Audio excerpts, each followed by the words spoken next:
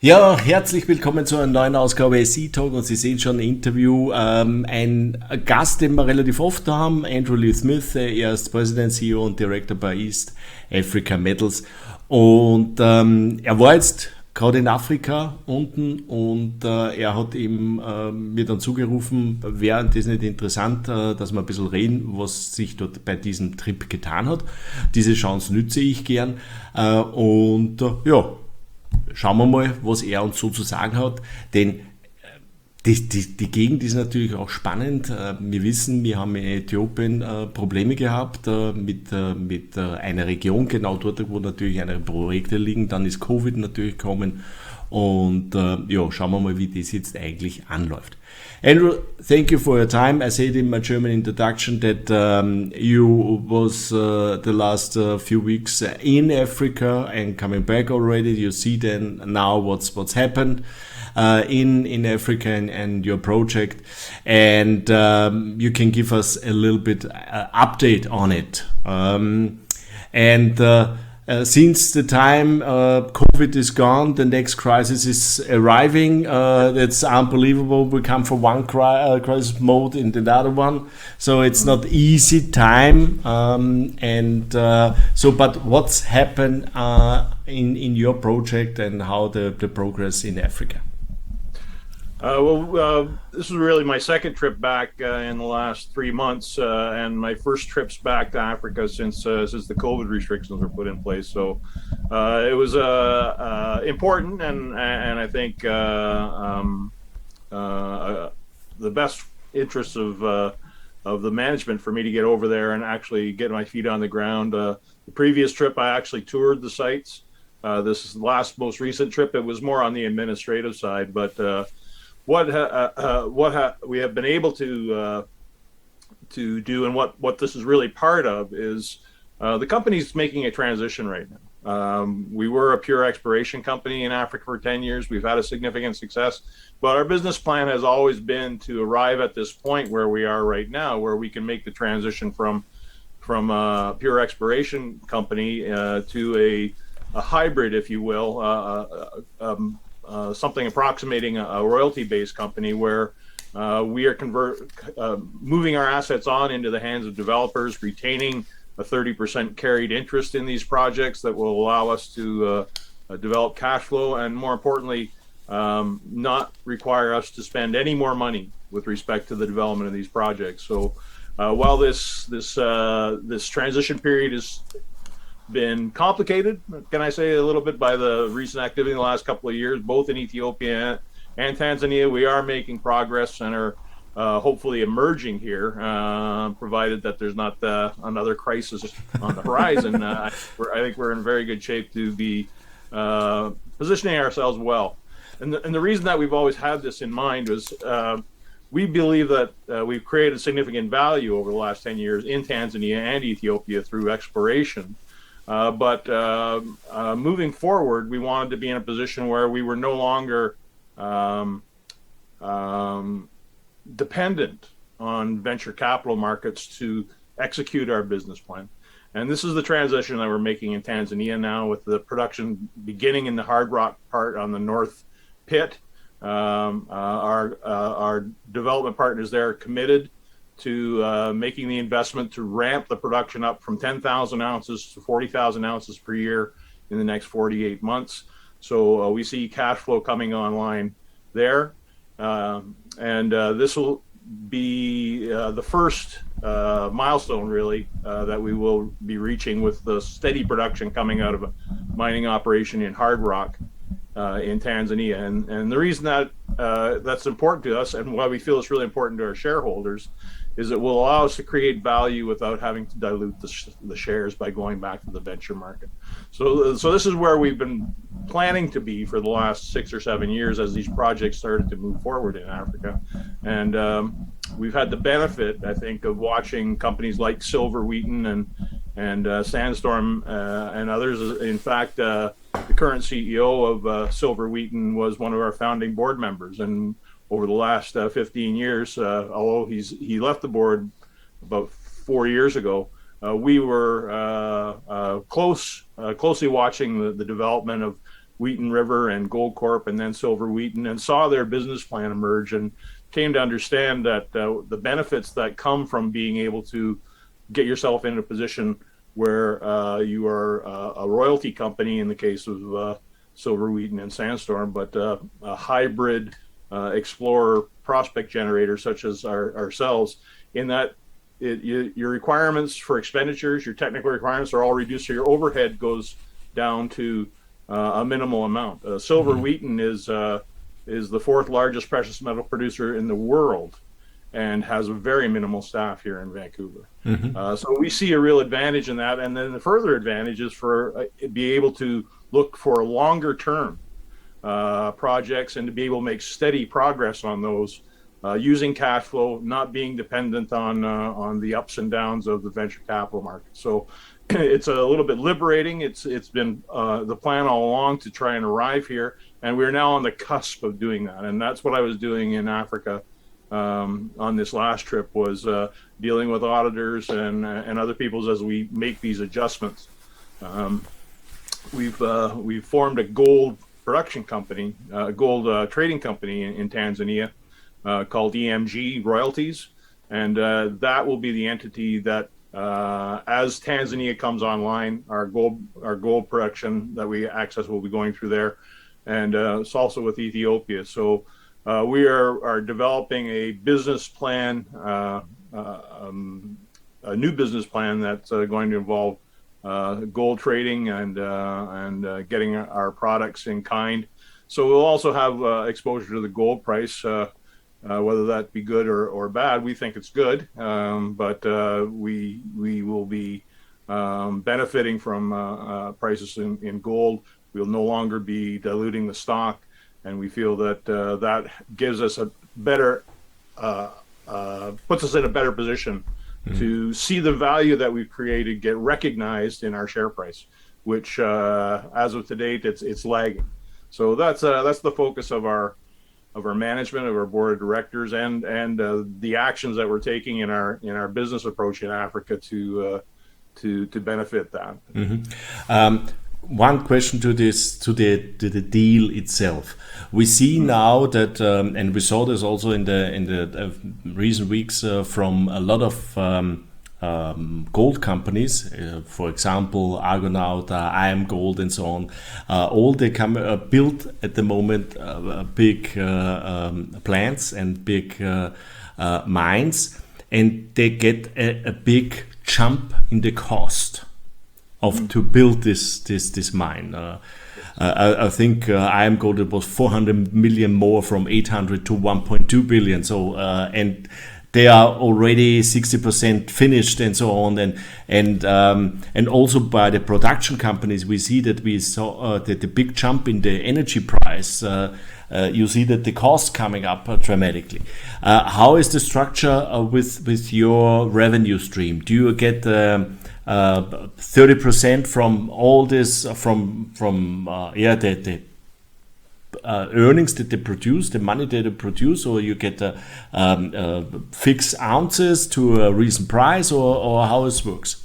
The Tanzania deal is what we've modeled things on. Ethiopia is a little bit different, but what we've done with the Tanzania project is we have to pay direct operating costs.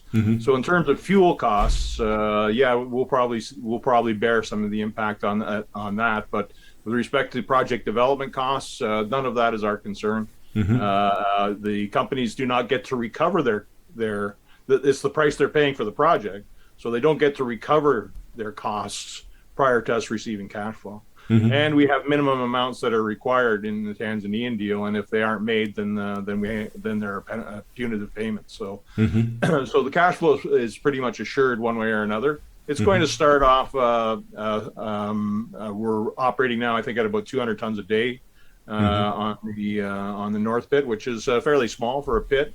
But as I said, the commitment from our partners is that will rise very quickly over the next 48 months to 40,000 ounces a year, which would put 12,000 ounces in our pocket based on cash operating costs, which I imagine would be sub 50.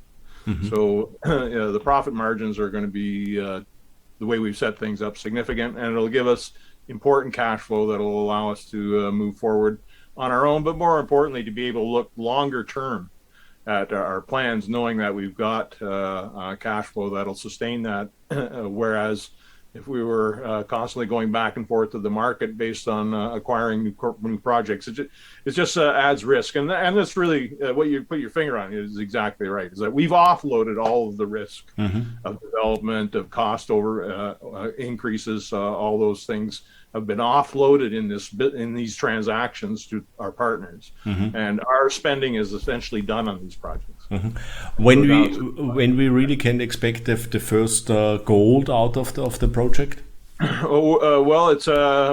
The commitments for 10,000 ounces out of Tanzania in the first year of production, which started last month. So this year we're expecting 10,000 ounces. So that's the commitment. And as I said, if those targets aren't met, well, then there's aspects of the agreement that CS get compensated anyway. And what are the operating cost? How high? We have, that's one of the things that I was doing on this trip, and we're waiting for some more detailed engineering work. But right now on the hard rock, they're projecting around 750. So a huge margin. Yeah. It'll be well under $1,000. I think it might even be below 750, but we will have to get the final analysis. As you commented, the economy is changing right now. Inflation is really participating in the economy. Strange not to see gold moving in that environment, but that's another issue that I don't think we have to focus on. We should be able to sit back and focus on what we do best, which is creating value through exploration, and be able to fund ourselves to do that.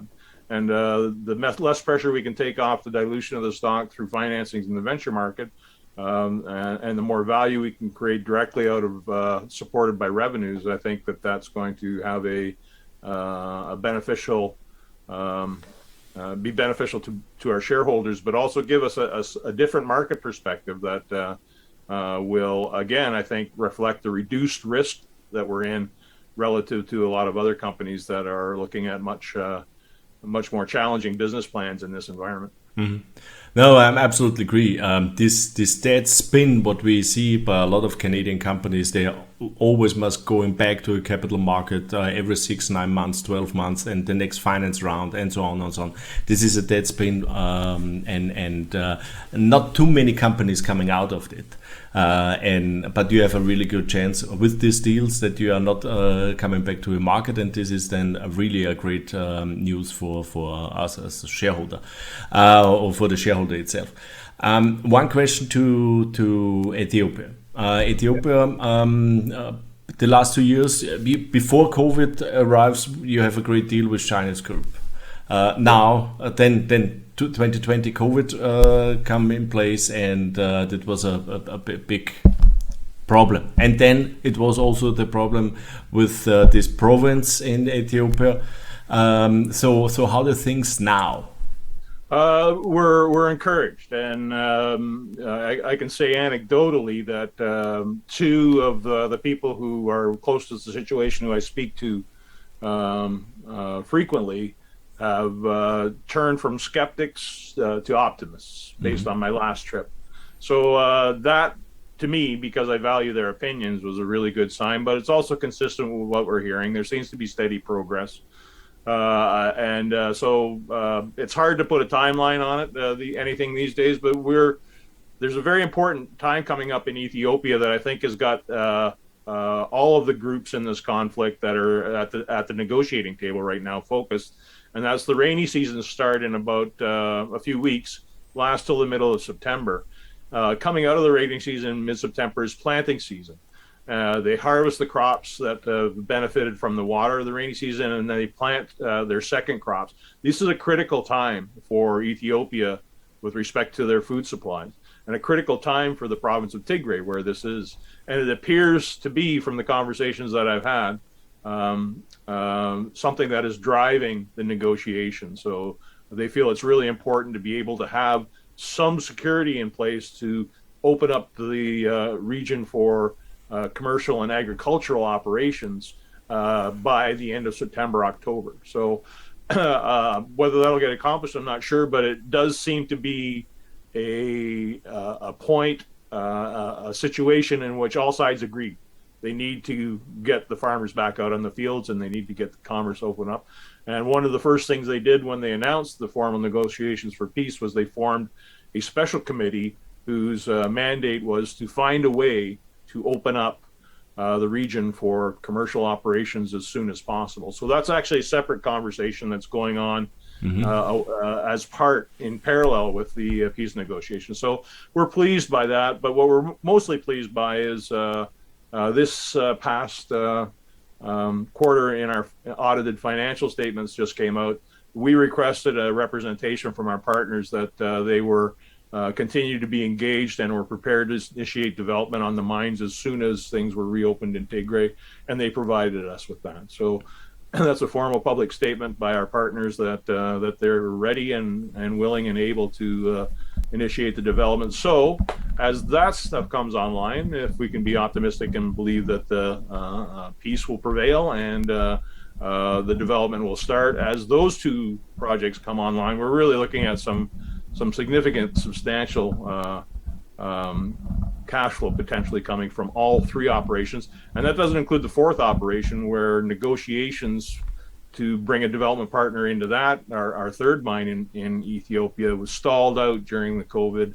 And those people are waiting to re-engage discussions, but at this point, we haven't been able to move that forward. But suspect that within the next 2 or 3 years, we will have 4 different operations funding cash flow into the company, and will put us in a strong position, as I said, to execute this hybrid business plan where we're an exploration company but self-funding. And we think that represents a significant amount of risk reduction to our stock and potential value creation for our share. Brings me to the last question. When we think on this hybrid model, you say, okay, and you are very successful in the past to find these deposits. So where is now your focus for exploration? Is it also this Ethiopia region, or is it Tanzania, or where is the region we're looking for? We feel we have an ability to work in Africa. So we are, I would say, if I could say, less intimidated by perhaps the political situations. Sovereign risk is the main thing that is a concern to a lot of companies in operating in Africa. We were slightly different, more aggressive, I think, in that we decided that we felt that we could deal with the sovereign risk. And if you're prepared to accept the sovereign risk and work on that, you'd get less geological risk, because you go into areas where there has been no exploration in the past, where there's outcropping mineralization, very close to producing mines in other countries, which represented a really significant opportunity for us to be able to move in that direction. So we're continuing down that way. So, but the focus is still Africa and not going to. Well, actually, I would say no. We're going to broaden our focus, I think, and look to other areas where we can create value. It gives us a sort of a reset, as well as a different approach to our business. But as I said, Africa, despite its challenges, we have been successful in there, and I think we have established a reputation in the region for being effective exploration companies and people who are willing to stick it out and work with people. And I should, in talking about this, I should acknowledge the Canadian Foreign Service has also been very supportive of us, and a critical organization that we've dealt with in Africa for helping us navigate some of these political situations. They've been very proactive and very supportive, and it's one of the keys that to our success in Africa has been our ability not only to develop a relationship with the Canadian Foreign Service, but also to act in a way that got respect to the Foreign Service with respect to our work with the local communities and our and the corporate social responsibility acknowledgements we've gotten from governments in both Ethiopia and Tanzania. That has allowed the Canadian Foreign Service to forcefully defend us support us in dealings with the local government. So that took a long time to establish that, but that is established now, and it's an advantage in Africa. But no, we'll be raising our eyes and looking to other areas, focusing on risk, because that's really what we're in a position to, and have an obligation. Once you have cash flow, you can't throw it away. Right? You have to still be extremely keenly aware of the risk that you're taking on with these projects, and that's essentially what we'll use as our key criteria for valuation. But risk is different and takes different forms in different jurisdictions. We're used to the one in Africa, but feel there are other jurisdictions that may represent similar opportunities, and we'll be looking to them. We need to stick to what we're good at, and what we have proven to be to the market over the next little while, but enhance that by taking away our dependence on venture capital to execute our business plan, and be more long-term in our thinking, and be looking at different areas. And thank you for the update. It's very interesting, and I say it as an exploration company, you was very successful, and now the last few years was when it comes to the execution of the project and your partners coming in. Also, you was very successful to find the partners and so on. But then some crisis coming up, but nobody can expect. And then run some delays coming up. Then I like the idea that you be a hybrid, that you're not coming back to the market.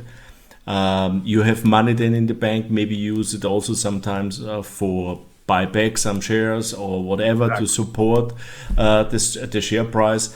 So I like the idea behind, but it's at the moment it's tough. First, you need the cash flow. So exactly, and so we are on that cusp, and that's why I have been going back to Africa is to try and navigate those issues in the best interest of everybody. Because yes, it is a challenge right now operating in Africa and elsewhere in the world, given the situation, but. As I said, we feel we're in a pretty good position to survive this and actually come out the other side with maybe an advantage in our ability to acquire assets. And as I said, the focus is always on creating value. Andrew, thank you for the update. Ja, das war ein Update East Africa Metals. Ja, also Sie sind eine wahnsinnig erfolgreiche Explorationscompany. Also Sie haben die bis 2016, 17 extrem viel gefunden. 3 Minen eigentlich in Äthiopien, eine in Tansania. Haben Sie einen Partner gehabt, der hätte es entwickeln sollen. Der hat aber teilweise da ein bisschen versagt. Deswegen ist das Projekt wieder an Ihnen zurückgefallen. Jetzt haben Sie einen neuen Partner, schon länger, der aber das jetzt in Hard Rock, also nicht nur die Oberfläche Minen, sondern auch wirklich in den Boden reingeht und Hard Rock Mining macht. Und Sie haben dort eine schöne Carried Interest. Das heißt, Sie werden nicht verwässern. Sie müssen keine Kosten aufbringen, dass die Mine in Produktion geht, sondern Sie bezahlen dann nur die operativen Kosten. Das heißt, zwar steigt der Ölpreis und so weiter, die Kosten schon, aber bei Weitem, Sie müssen keine Capex bringen, wie zum Beispiel bei IM Gold oder sowas, wo die Capex durch die Decke gehen, oder Argonaut, wo auf einmal die 15, 20, 30, 40% mehr kostet.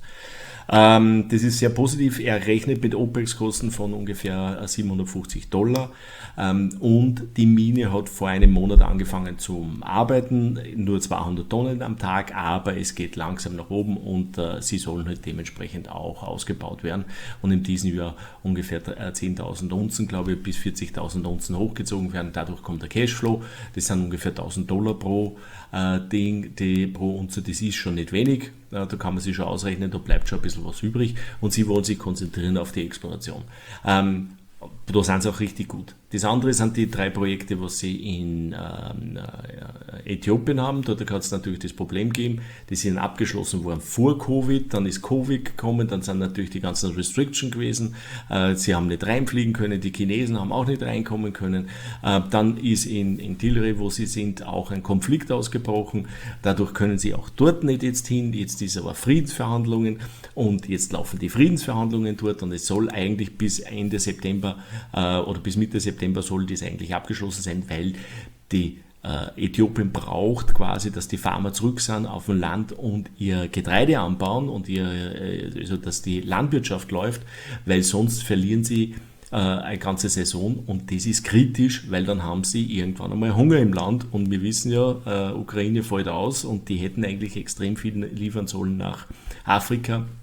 Deswegen ist es wirklich wichtig, da haben wir jetzt noch wichtig, dass wir dort reinkommen und dass sie dort jetzt quasi so schnell wie möglich die Produktion anfangen können, also die Bauern. So, und das bedeutet allerdings, wenn sie natürlich zum Frieden schließen, dann ist es auch wieder möglich, dass sie ihre Projekte hochziehen können, und sie wollen sich auf die Exploration beziehen, also konzentrieren.